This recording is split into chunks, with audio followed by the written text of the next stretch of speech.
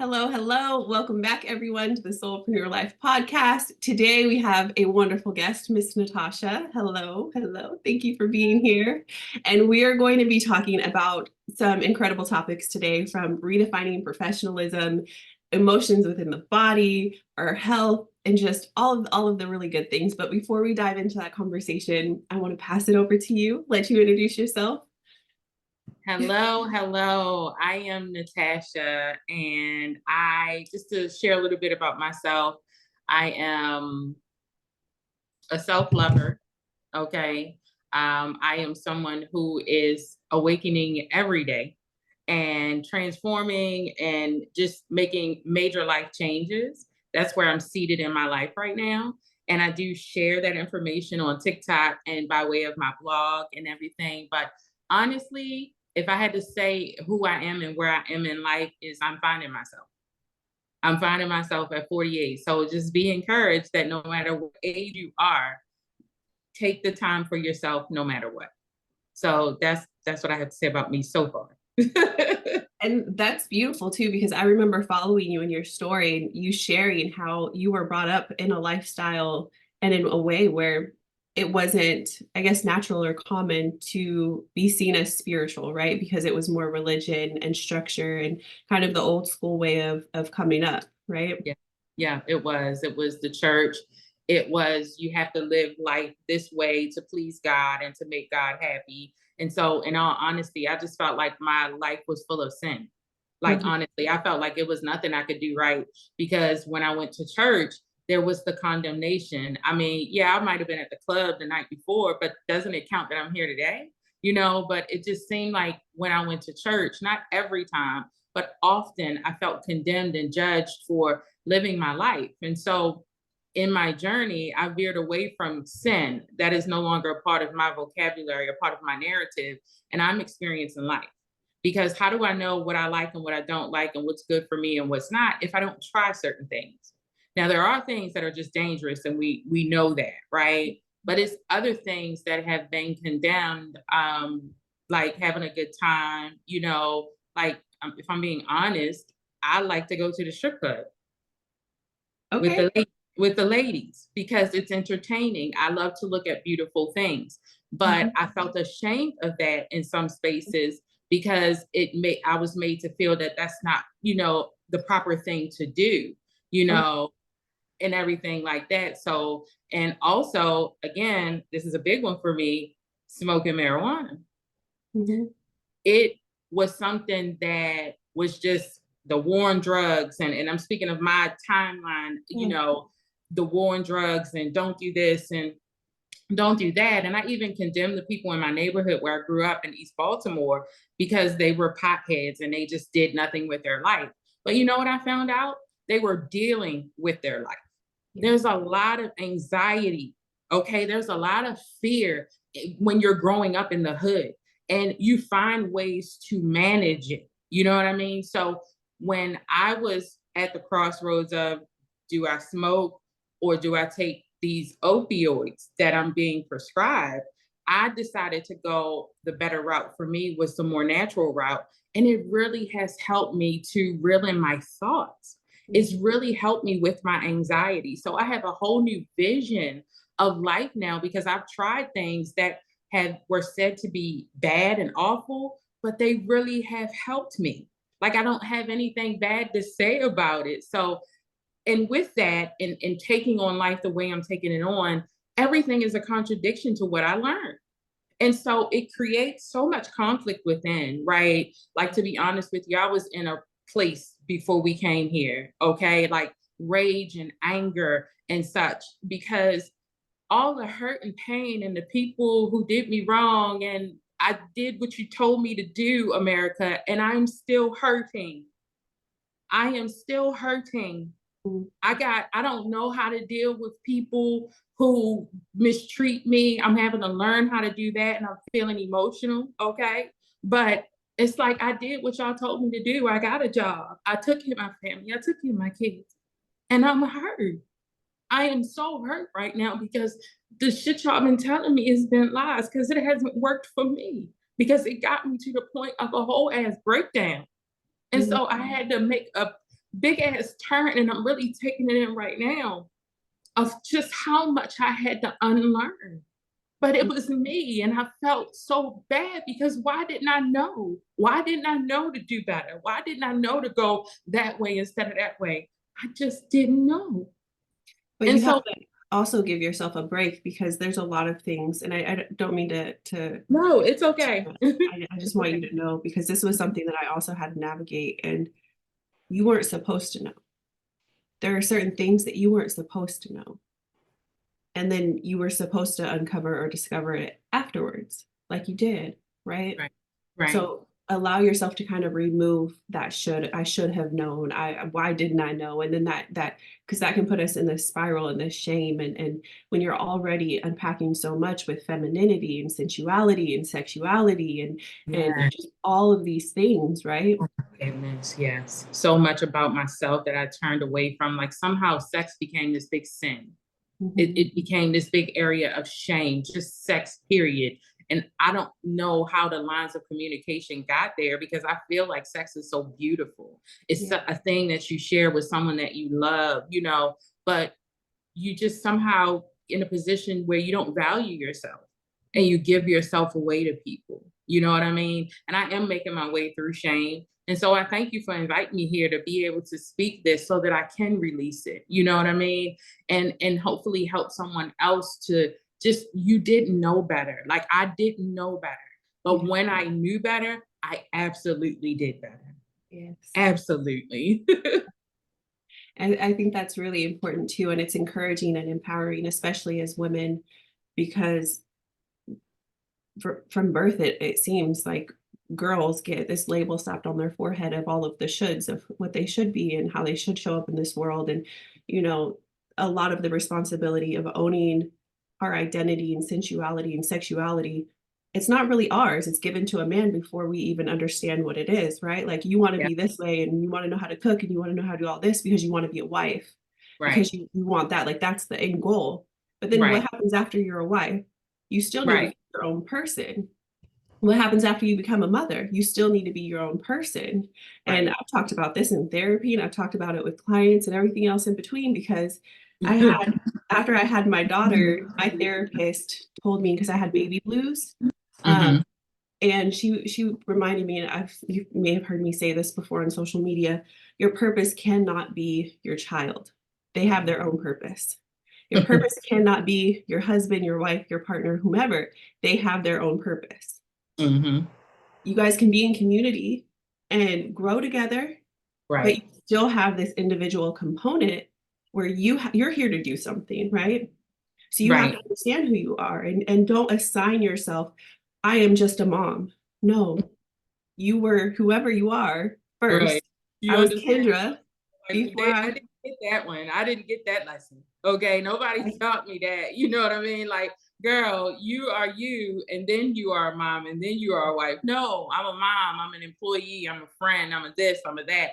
I'm just catching up with, what about you? Yes. What about you and your individuality? And I'm like, what are you talking about? And Like honestly, I was so verklempt. I had to clutch my pearls a lot throughout this process. Like, okay, it's about me now. I be learning how to be selfish. Okay, yeah. learning how to say no. Period. No, Hmm. it's a complete sentence.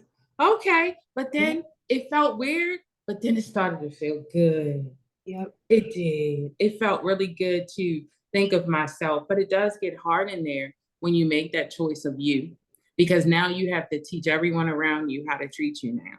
And Yeah. let me tell you, it blew up my spot. Everybody just went crazy. They didn't know how to act. They didn't know how to be, because now I'm not showing up in the way that I used to. I'm opting to do me. I'm opting to talk about myself in conversations, because I wasn't even doing that. Yeah. Complimenting myself and giving myself my props and my credit for all that I've done. Hmm. So I'm happy to be in this place, but it's been a journey. Oh, it's been a journey. Absolutely. And like it's not a rush to the finish line. It's the journey. It's the walk down the hallway to the finish line, where we live life, we learn experiences, we share, we build our communities, we heal and we adapt and we overcome certain things, right? Mhm. I know how I'm raising my daughter now is, as I'm learning these lessons, I'm trying to pass them down to her, right? Like, Right. know better, do better. And Right. something just as simple as, of course, her self-talk, but her, children will always be, I love you more than anything in this world. And I started with her really young. I'm like, the first person you have to love is you, and then Yes. you can love mommy, right? Amen. But you love you Exactly. first. So now Exactly. it's this joke still to this day. She's 10 now, where she goes, I love you so much, or she'll say something really like loving and cute. And she's like, but I still love myself too. Don't get it, just don't get it twisted, right? Exactly. I'm like, yes, Exactly. yes, that makes Yeah. me so happy. And that's healing generations, right? Exactly. And that's what my oldest son told me, because I noticed that our family has a pattern of toxic positivity, Mm, where we just really kind of sit with people and we don't want to judge them. And so we take in what they're saying, but what they're saying, it really doesn't agree with our ideals, but we want to be fair to them. And I told him, you have to be fair to yourself first. You can listen to people, but run it through your filter of your heart to see how you really feel about it. If you agree with it, disagree, or if you're neutral. But he told me, he said, wow, mom, it's like I got the cheat codes. Like, you telling me, all these things for me to avoid. I'm like, yeah, because I don't want you to go through what I've been through, you exactly. know? So, yeah. And all of this, I think it bleeds beautifully into the conversation that we're going to have about how we show up, because showing up becomes easier when we understand who we are, or if Mm-hmm. we are open to understanding who we are, because you're never going to know every single thing about yourself, right? But if we take the time to get a foundation of understanding, so to say, of who we are, what we believe, who we want to be. Because, like you, when I went through huge life changes for myself, when I divorced and left the army and was a new mom, and all these huge changes, and I had death back to back, it changed me as a person. Yeah.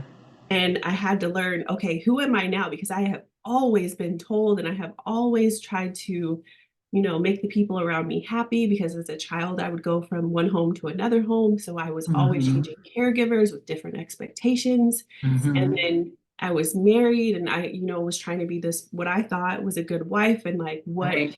the label was supposed to encompass. And then in the army, I had soldiers and what that was like, all of these things. So I really had to take all of that off and like sit with Yeah, myself. big world. Yeah, you had a really big world, somewhat Yeah. like myself. I had so many different distractions, if you will. So I totally Yeah. understand. But I admire the fact, like I was just saying this to God, like I admire the fact that you did that for yourself. Like you said, who am I? Let me set my own path. Because when I think about my first marriage, if I would have had that type of knowledge when I got out of that situation, it really would have propelled me. Again, I'm not regretting, but I'm just looking at it from a different Learning. perspective. Yeah. Like if I would have taken that time just to really isolate, because when I went through what I went through with him, I was pregnant with twins. So I had to really maintain for them. But if I could have just closed off my world and spent it with us, like I really think, it could have gone differently. No regrets, but I just admire you for it. Well, I appreciate that. And I admire you. I know that we had talked offline about your experience and a lot of that. I won't bring it up, of course, it's not my story to tell. But it's just your resilience, your bravery, your strength, your love, all of that. I can see how all of that built who you are right now. So it's really an honor to have you here and just sharing your love with our audience, with our Thank people, you. Thank because you. I know that there is going to be someone out there listening who's like, that hit my heart, right? Like that landed. Yeah, And, you absolutely. know, you had talked about, I know that you want to talk about a couple things, but I know that you had mentioned rage, and we had talked about sacred rage, and how we kind of stuff those big feelings down, and how it impacts both how we're feeling and how we show up for our life, or we show up for our family, or we show up for our business and things like that.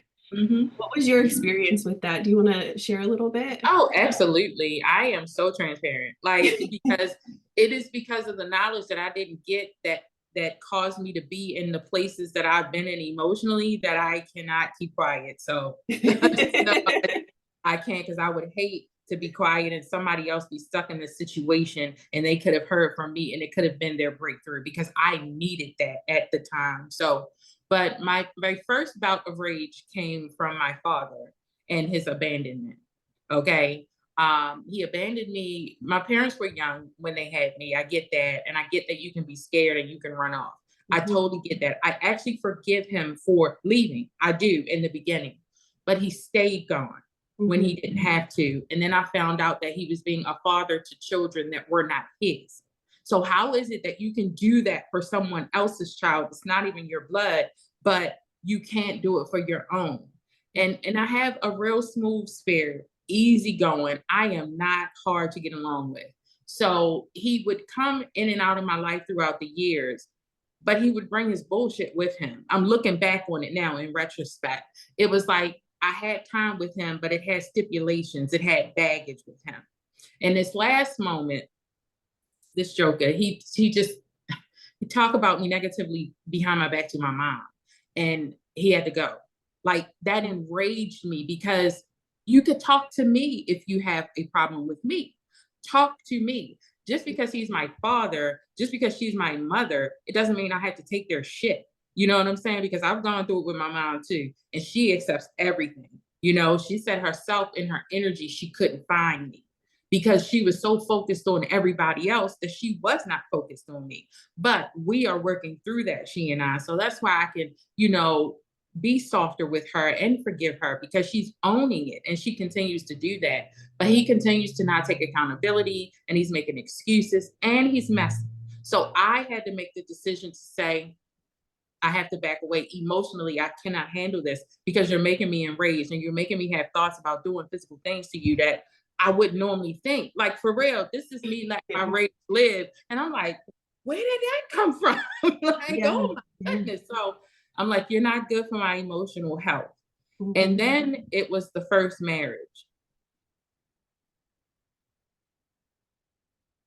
I just don't understand how people can be so mean and so heartless and so cold to someone. I held blame for that, because obviously I wasn't a good enough wife if he would treat me that way, if he would cheat on me, if he would disrespect me, if he would do the things he's done.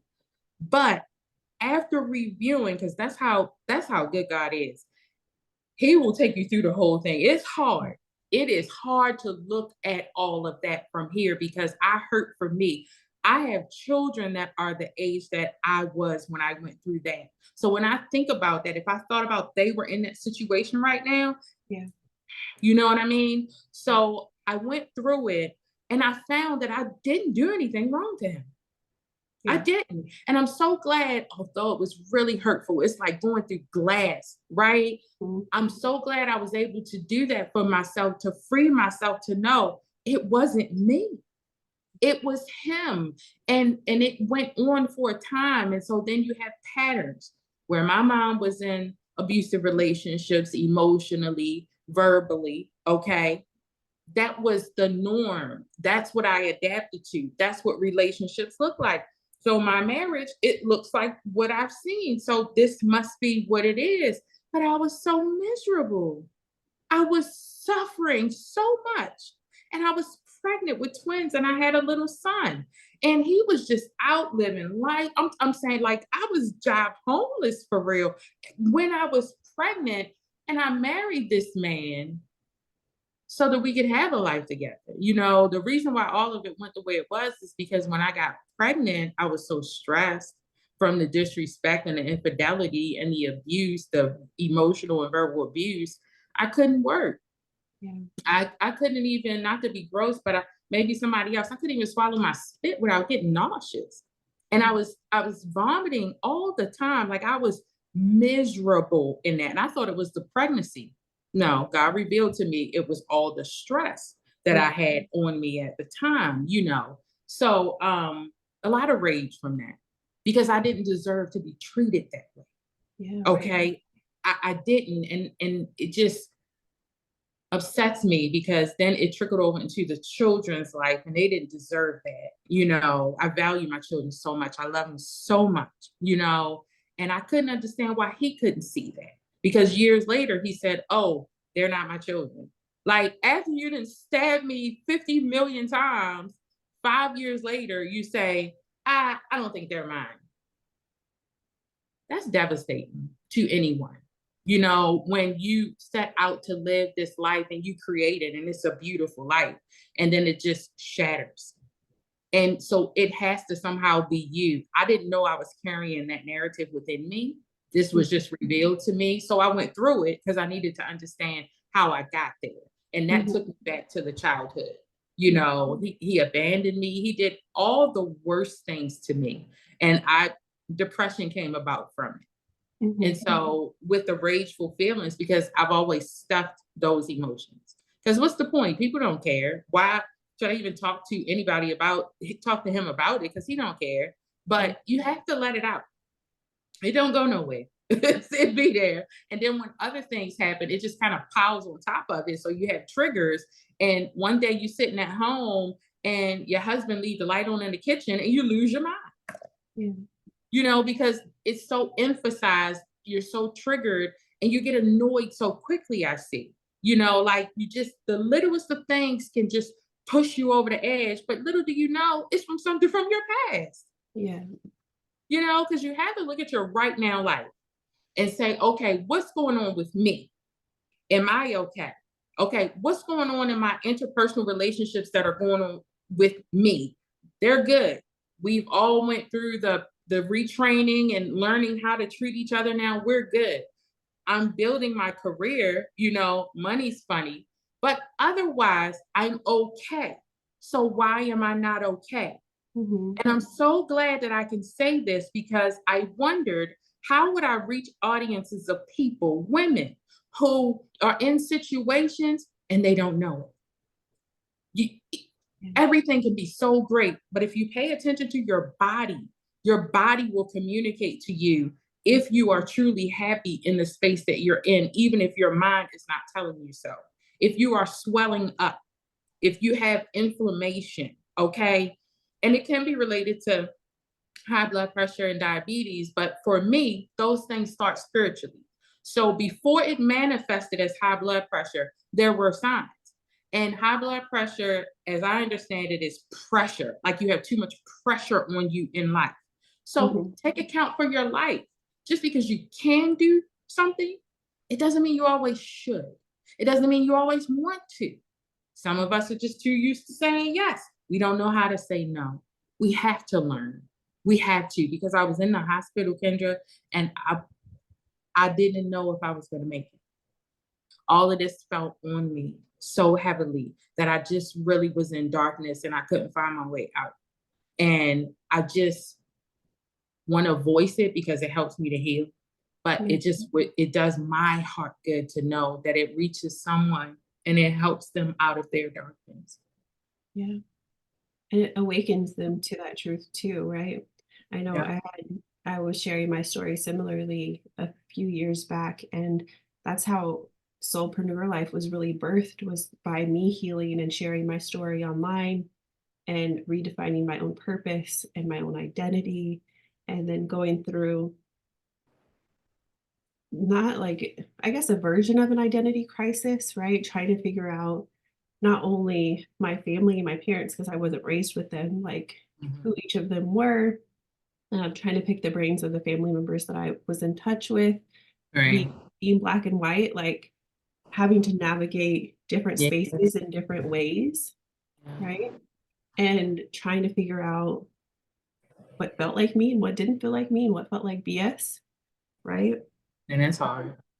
And I had so much bottled up. And, you know, this may seem kind of scatterbrained in how I'm going to share it, but when my physical ailments started, I was a master fitness trainer. My body, I was lean. I barely had any fat at all, right? I was running 4 miles in like 32 minutes. I was ruck marching. I was doing all of these things like super soldier, right? So when people looked at me, I did not look sick. I did not look like I was hurting. I did not look like what my insides look like, right?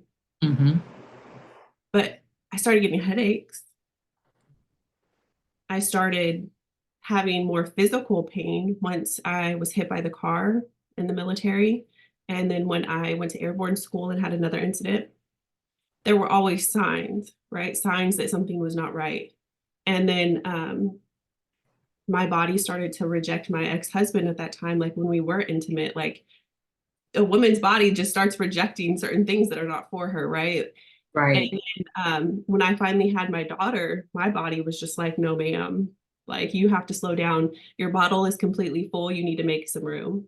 Mm-hmm. So I had rejected therapy for years. And, you know, Mm-hmm. because of my childhood being what it was something I should have done and needed because my mother was murdered and I had gone from family member to family member. It was the childhood ACE score, it was high. Okay. Um, I and hear you. so that moment with my daughter, not only did she bless me with her gift of life at just the right time when I needed it because I didn't want to live anymore. Mm-hmm. She came and she forced me to look at myself because I had been looking at everyone else around me and ignoring all of my body needs, all of my mental health needs, all of my emotional needs, my spiritual needs, all of that to take care of everyone else. And I didn't have any more fumes to give, right? Mm-hmm. Like I was on E Mm-hmm. and the You, fumes were running out. yes.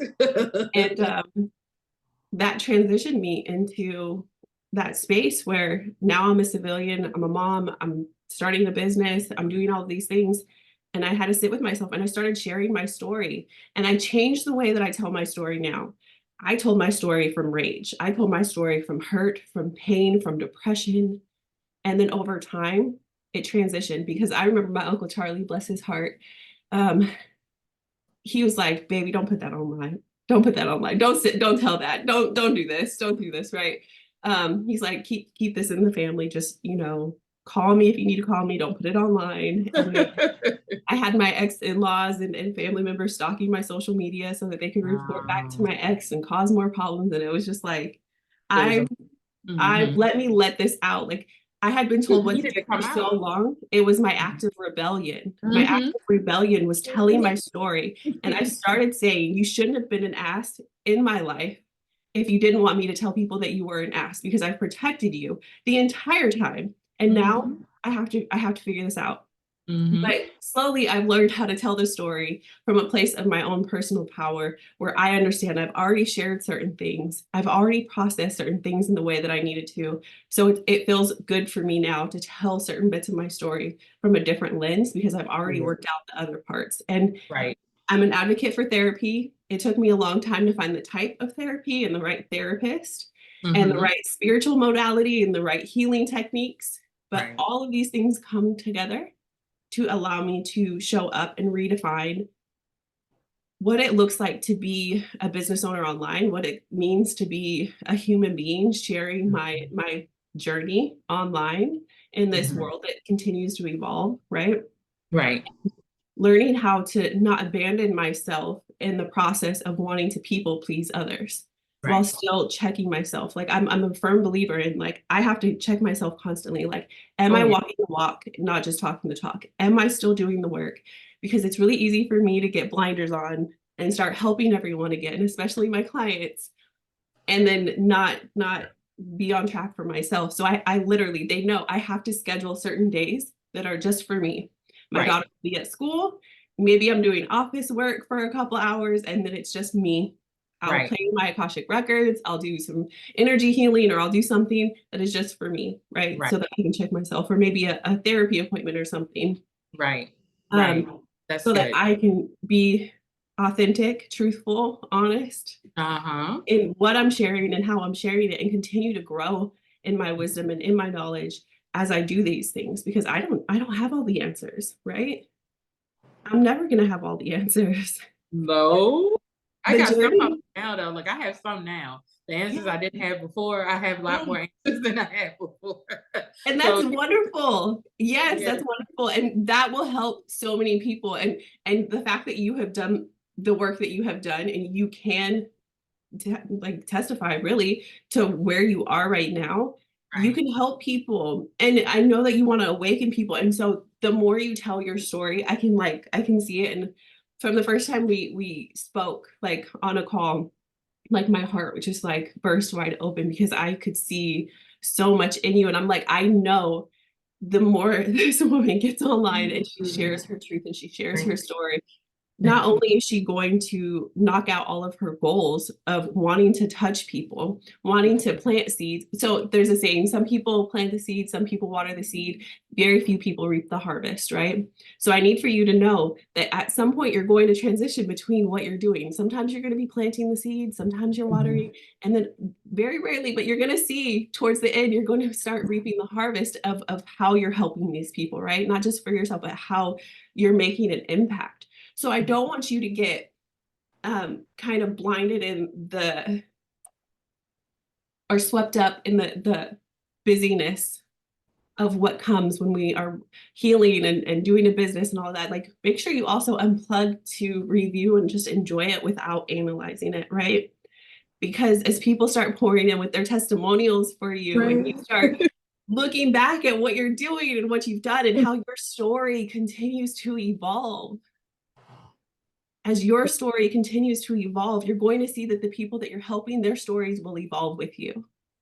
Thank you. Right?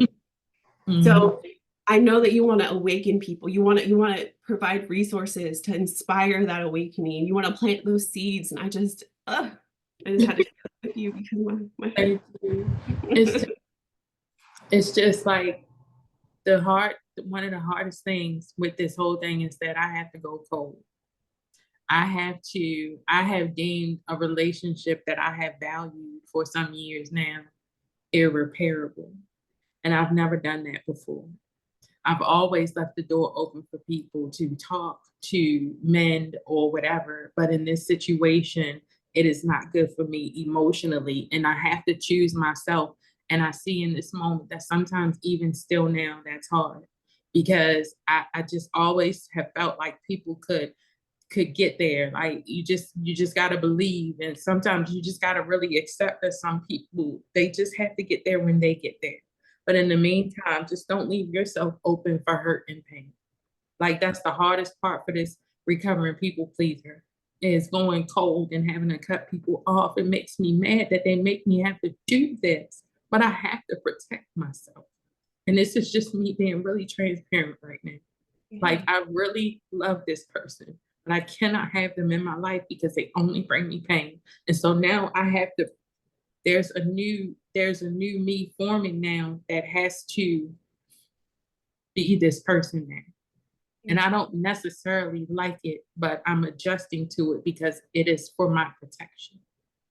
Something that helped me with my chronic people pleasing and desire to want to fit in, because I was looking for my own identity and things like that, right, is remembering that they were okay making you uncomfortable.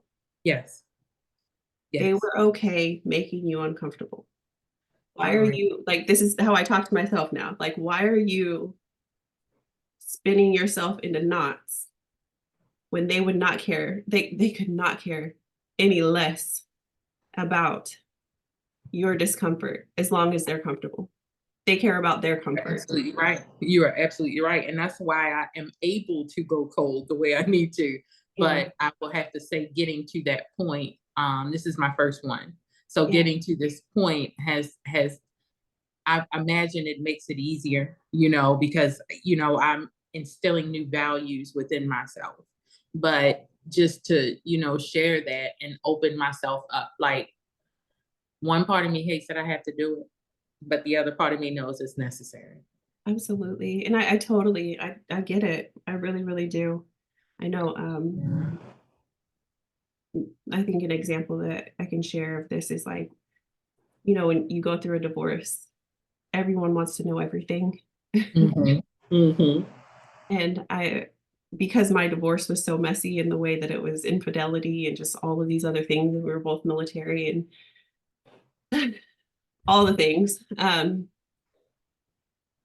I had aunts and uncles, my sisters, my best friends, right? And I felt obligated to tell them what was going on because, they love me and they're constantly checking on me. And I was super depressed and I was drinking a lot. And it got to the point where I realized I would feel so depleted after those phone calls, because we'd be on the phone for a couple hours or whatever. And I would physically feel exhausted. And I would start to ask myself, like, after I was done telling them all the things and answering all their questions, even when I didn't have the energy for it, the conversation would end and, oh, well, that sucks, or something not helpful, right? Right. Or like, oh, you'll get through this, or just like a Pinterest quote basically is how it felt to me, Yeah. right? Like I know that their intentions meant well, but it did not feel good. So I Right. started asking them, why do you want me to tell you this? Why do you need this update? Because I don't feel good afterwards.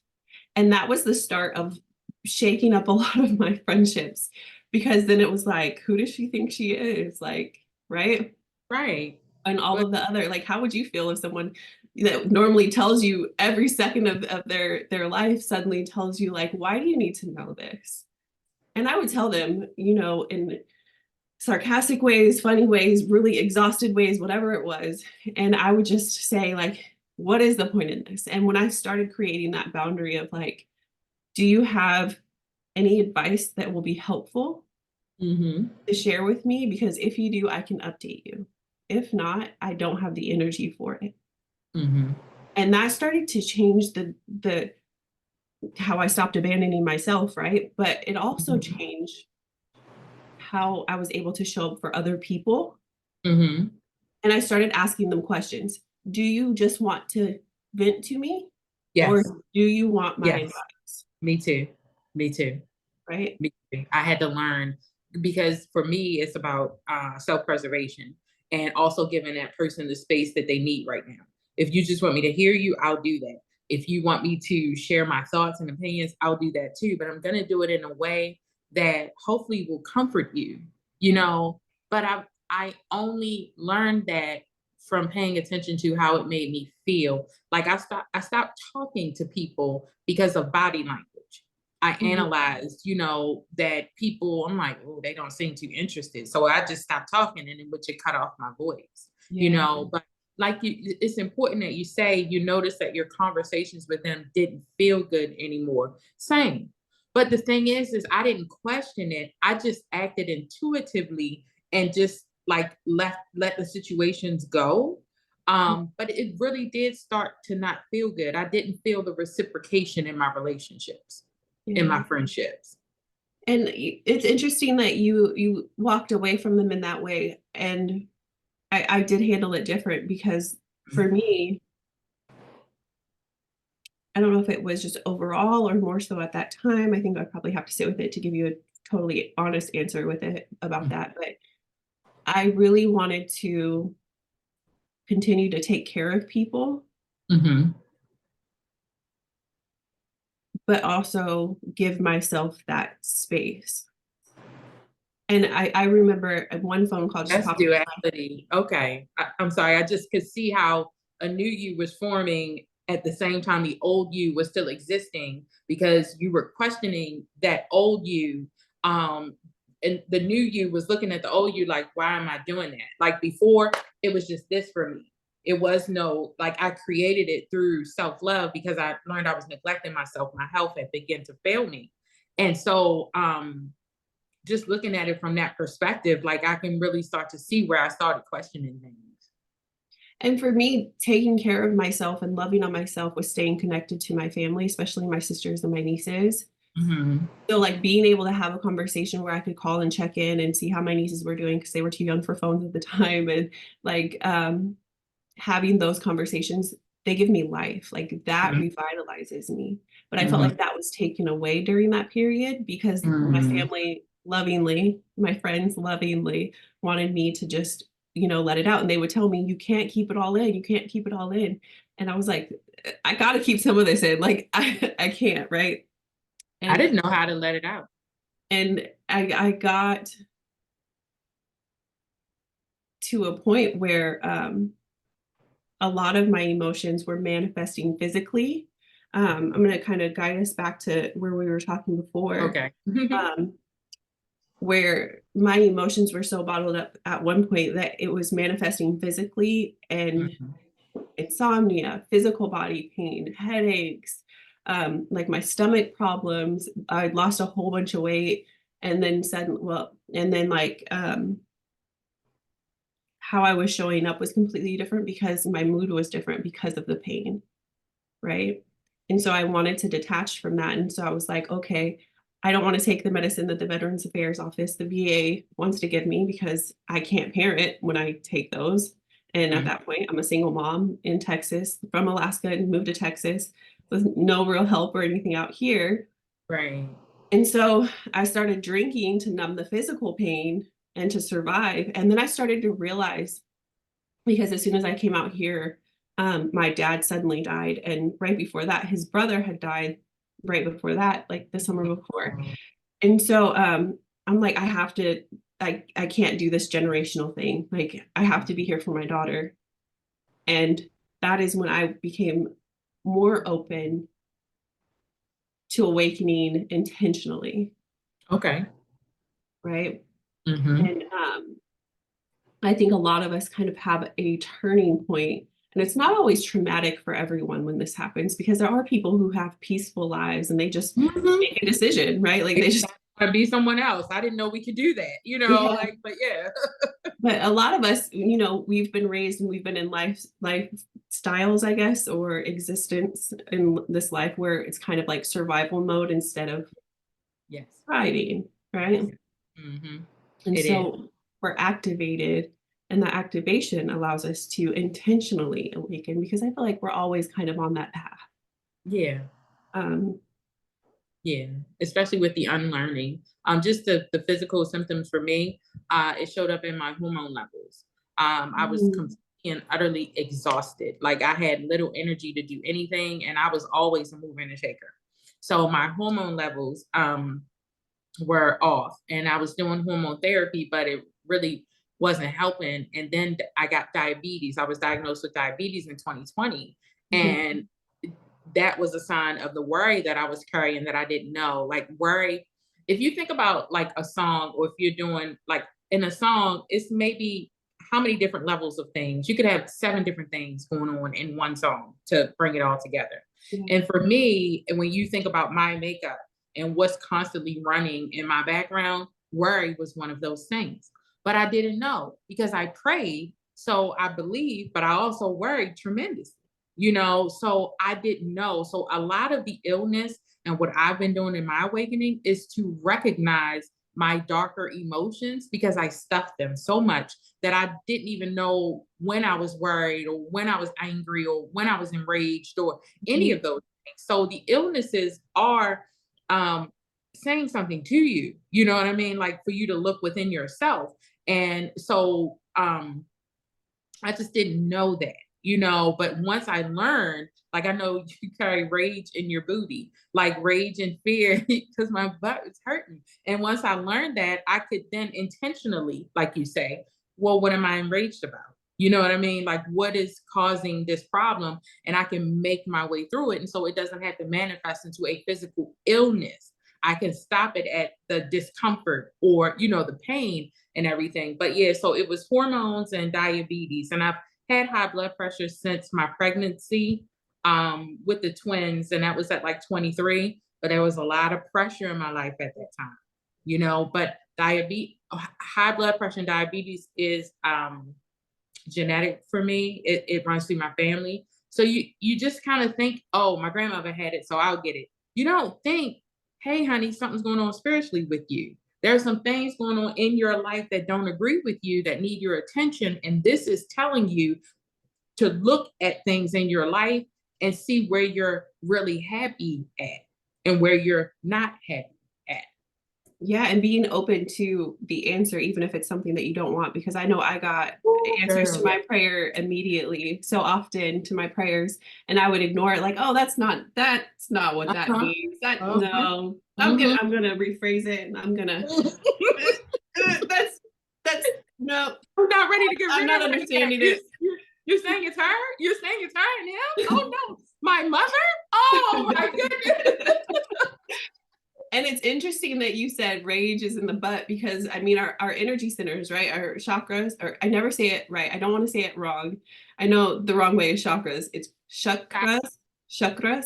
But I say chakras because but the root is right there at your, like where your tailbone is, right? So you're right in that area. So I mean, it makes sense for rage to manifest there. I know my heart my throat, my crown. I had to do a lot of work on all of those. And then I went into my solar plexus. Um, and the Akashic Records really helped me with this too, and getting energy work done with other people. But there are so many different layers to healing. It's not just Ooh. one dimensional. And so if you're listening to this, I just want you to understand, like, sometimes you'll pick up a book because you're so interested in it. Maybe it's a book on crystals and you buy it and then it sits on your bookshelf for a year. I did that. Yeah. And then when you're ready for it, when you're open to receive the information, you're going to rediscover the book on your bookshelf, and you're going to rediscover the page that you're supposed to find to help you heal the thing that you're ready to heal or work with next. And it doesn't always have to be crystals. I just threw that out there as an example. Yeah. Sometimes it's about therapy or a modality or learning something new, right? Yeah. And Yeah. I'm glad you said that, because I have things that I purchased and I felt bad because I'm like, girl, when you bought the book, why aren't you using it? And then it comes up sometimes like a year later. So it's almost like you're pre-gaming, if you will. So I encourage, don't feel bad if you do something and don't get into it, because it will come up for you at the right time. And also you will circle back to things and you'll have a clearer perspective, a newer perspective on them. And it's like a spiral, but it's a good one, because every time you go back to an old place, you can see how much you've grown, and just kind of gauge things from there. I love this spiral. So I always use this example, the spiral, but it's like a staircase going up. Yeah. So as you continue to evolve, you're going up and you're able to look out and down at different things that are coming up again with the new tools that you've gained on your journey. So like you get to experience it from a different perspective, and that's really cool too. Yeah. Okay, so I know there is this, you had mentioned toxic positivity and your family kind of being in that realm for a while, and I want to talk about what that looks like as we move through this conversation, and we're talking about all of these different things and meeting ourselves deeply, right? Yeah. And uncovering who we are and aligning. And then there's the outside world and different relationships that we have to navigate. Really understanding that it's going to change how we show up and the communities that we create around us. And I know that we wanted to talk about redefining what it looked like to be professional in this world today, right? Because life is not what it was 20 years ago.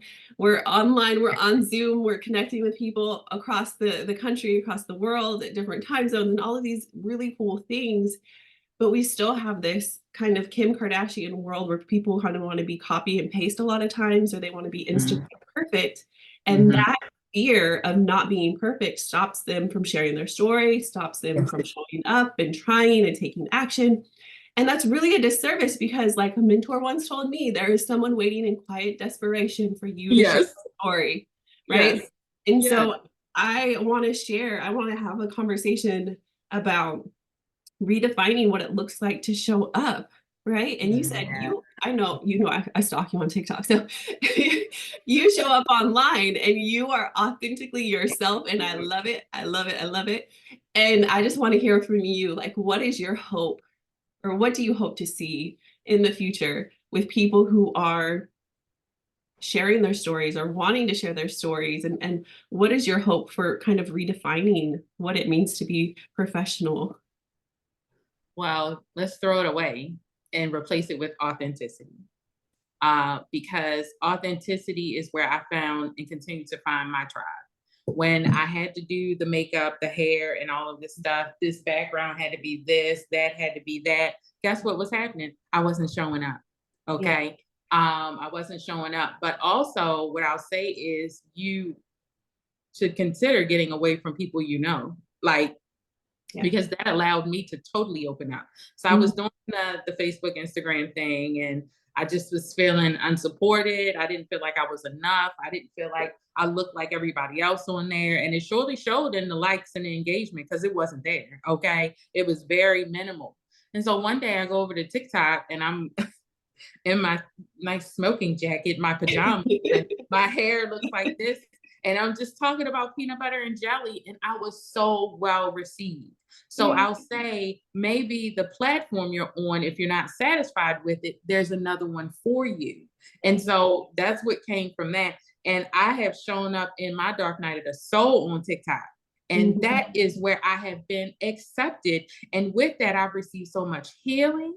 I've been heard. I've been seen. I've been loved on days that I didn't feel pretty at all. For somebody to come in the comments and say, beautiful, thank you. Like, you're so beautiful. Like, oh my God, where? Like, you are. Don't say where you are. I feel like crap right now. Like, oh my gosh. So it's just really nice to know that you can show up as is and be accepted.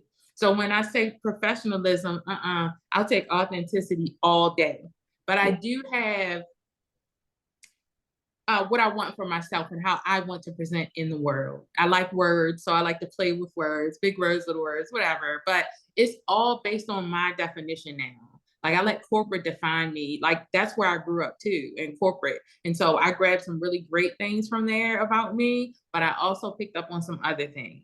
And my voice was so limited in that space. So I just say, be yourself. Like, if you have to question it, record it and put it out there, because that has helped me so much to know that I'm all right. The moments when I was at my worst and didn't think, God said, just go ahead and get it out there. Because I'm always true to the message. Okay. I'm like, you right. Because if somebody, I know, like, I look a mess. I'm talking about a hot mess. But no, I felt that way inside. And so somebody got the message and it made me feel better, that I showed up, and it made me show up more and more and more and more. And before you know it, somebody like you, who is so great, is reaching out to me to ask me to do this. Like, just be yourself. Like, I cannot say it enough. Be yourself. Define who you are outside of projections and what your mama say, your daddy say, your pastor say. Find out who you are and be good with that. And if what you find doesn't agree with the people you around, honey, you got to get around some new people. Period. Because you'll never live your life, and you'll always be in conflict with yourself. You'll be sick.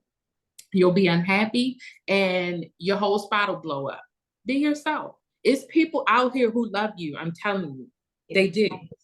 You just have to show up as yourself so they can see you and come to you. If you're showing up, if I'm Natasha and I'm showing up as Andrea, they're not going to know who I am. That's my tribe can't come to me. But if I'm myself, genuine and purely, people come. So believe in yourself, because people will come to you. They will. You said that was beautiful. You're absolutely right. And you know what? When you were talking, it made me think. So when I got out of the Army, I took some time off, and then I tried to do a corporate job, my first big girl corporate job, right? This big Fortune 500 company, and they're like this big, huge glass building with like overlooks the city. It's a really cool place, right? And I remember I was at the, like, where you walk into the office area, and I had my hair down and it was like out and like curly. I'm biracial. I have curls. Right. And this older white gentleman, my hair looked good that day, okay? I bet. I know it did. It was like, it was not frizzy, but the oil was oily. Like, it looked good. And he was like, oh, did you get caught in the wind? And I just like, I'm like, I just walked in. Like, I walked out and went to the bathroom, and I looked at myself, and I walked back because the bathroom was like right outside the door. And I came back, I was like, I just looked at him and I just walked. It's like, that was so rude. It really was. When I cut my hair, before my hair, it was fried dyed, laid to the side. I done had some good stuff with the hair. And when I cut my hair is when I actually started the journey to find my own beauty. So I'm grateful for this. But when I showed up at work on camera, you could tell it was not well received. Okay. Being in corporate, honestly, it felt like a slave master mentality for me. Looking back on it, I needed to please these people so that they could see I could do a good job, and they would keep me on and everything. Like, sometimes when I think about it, it disgusts me that I had that ideology, but I know it came from social conditioning and everything. So, but yeah, they definitely know how to say all the wrong things. Yeah. They really do. And I love that the conversation around Black women, Black women's hair, Mm-hmm. professionalism, things like that are starting to change. Yes. Except for here in Texas, where a young man was just suspended from school for or expelled from school for his locks. But it's a journey. We're on the path. It Um, is. It is. but I think that that is something where even the indigenous, the Native American people that I've talked to, they've Mm-hmm. told me stories about the sacred journey of their own hair and like Mm-hmm. how they had their hair cut or chopped as like a form of control and power over them, over their people, over their ancestors. And I still see that today because, I mean, in the army, we have this conversation a lot. Mm-hmm. And in the beginning, I was very by the book, like, here is the rule, Mm-hmm. this is the expectation. And when I questioned the rule, like for hair, um, I asked when they told me specifically, I was in a field artillery unit, Black women can't have blonde hair. And I'm like, why?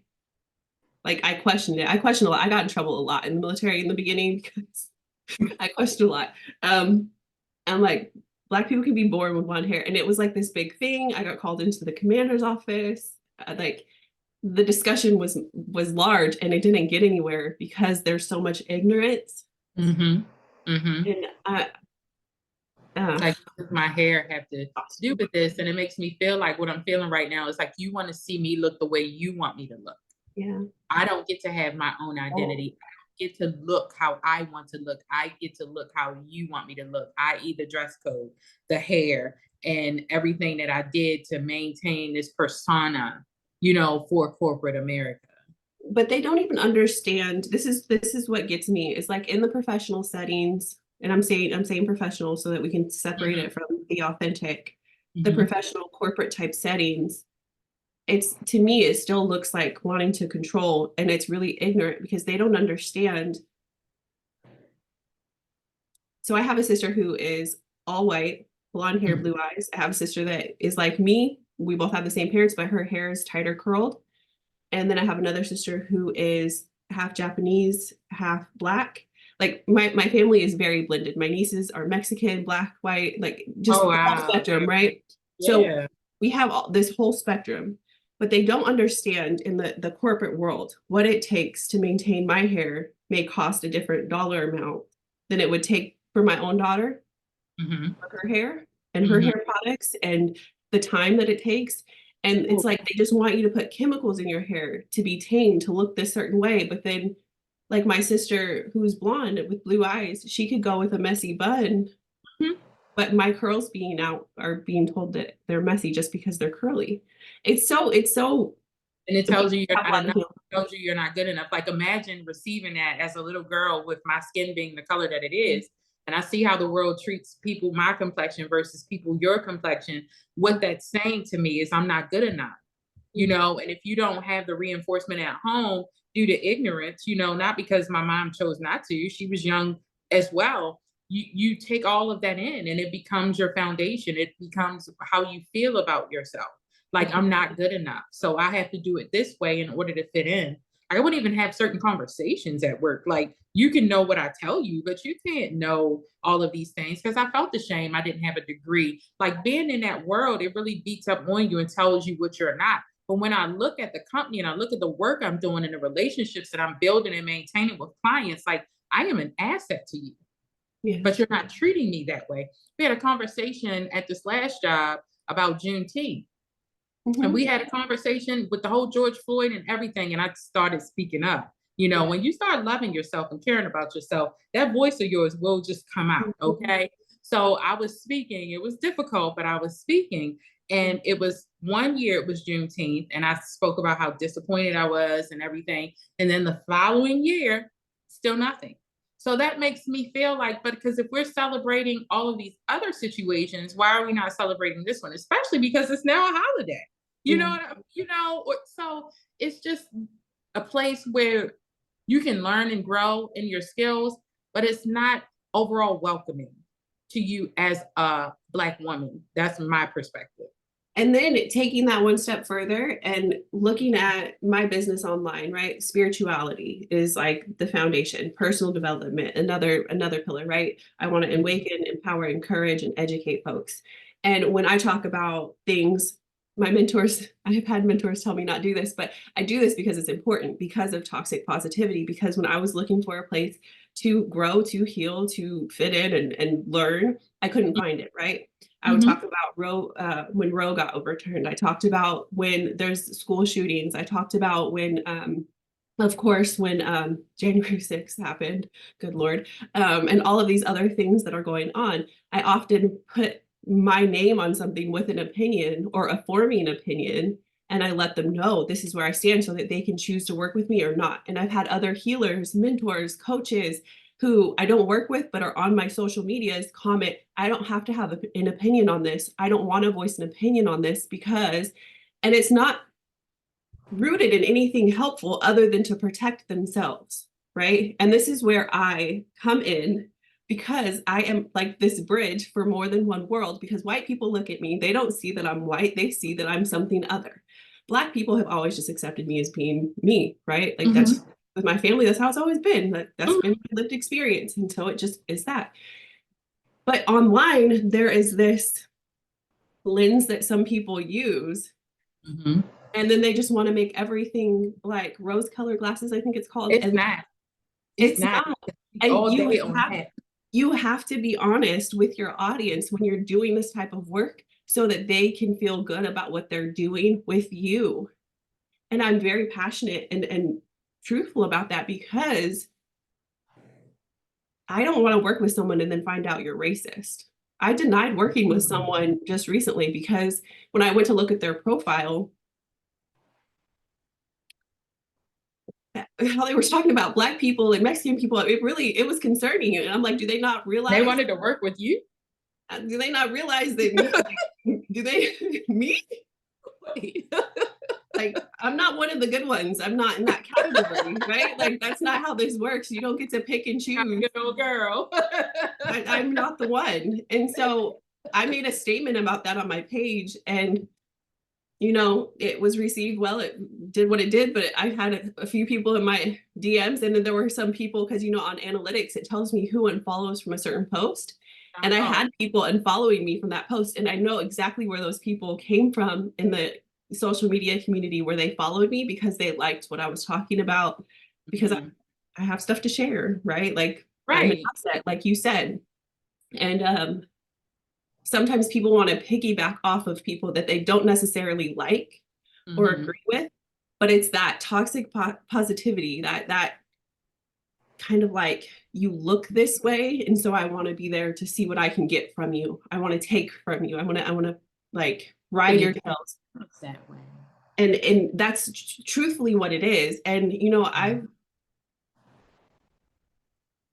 over the years of getting from where I was to where I am now, I've worked with a couple of people where they presented online one way. They had a great marketing team.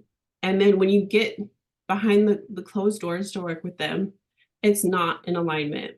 And that's another reason why I'm authentic. I share, I voice what it is. I show up a hot mess. I share my truth, because I want to give people, I want them to feel empowered in their decisions. I want them to feel informed in their choices. I'm not saying they need to know, like, I'm washing laundry on Tuesday, right? Right. They need to have an understanding of my foundation and my beliefs so that they can decide to either join or not. Right.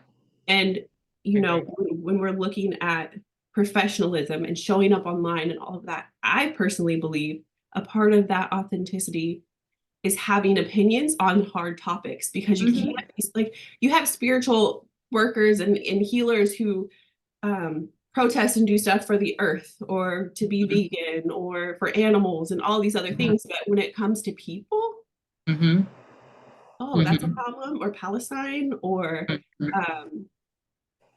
like just all of these other hard topics. Everything outside of ourselves is okay. When you say about just not speaking on things, I've gone through that as well. And I talk about God. God is my friend. He's been my friend since forever. Like, he's my bestie. So most of the time, like when I'm talking with myself, like I'm talking with him.